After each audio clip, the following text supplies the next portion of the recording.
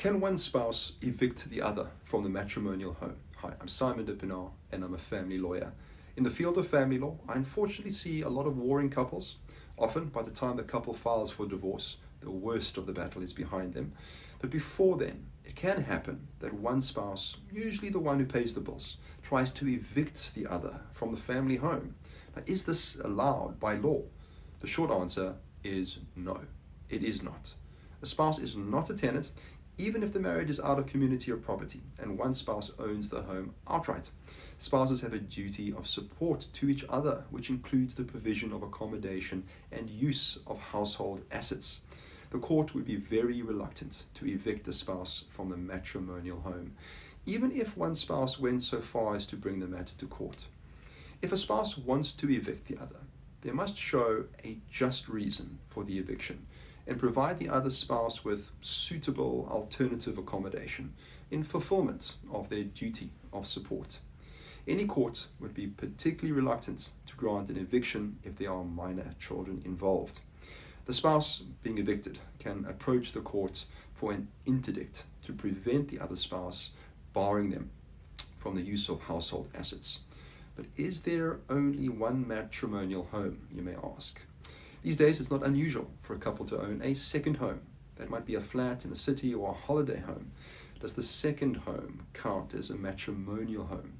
Now, in a recent case, a husband tried to claim that he was entitled to evict his wife from the holiday home, as it was not their matrimonial home.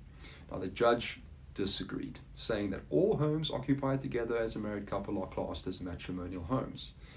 What happens if one spouse simply takes matters into their own hands and changes the locks, effectively denying the other access? The disbarred spouse can ask the court for a monument van spoeling. Now, in plain English, this old common law remedy provides relief to anyone deprived of goods without due legal procedure having been followed.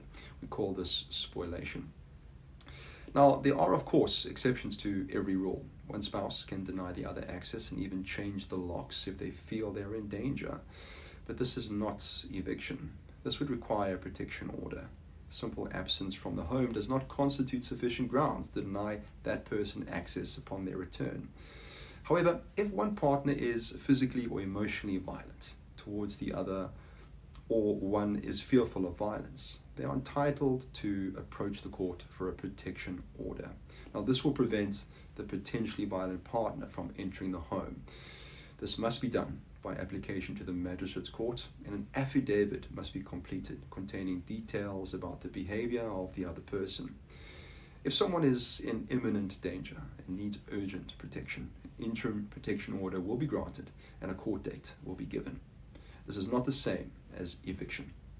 Now, the Prevention of Illegal Evictions Act, PI for short, makes no mention of evicting a spouse, possibly because, as I've shown, the spouse is not a tenant.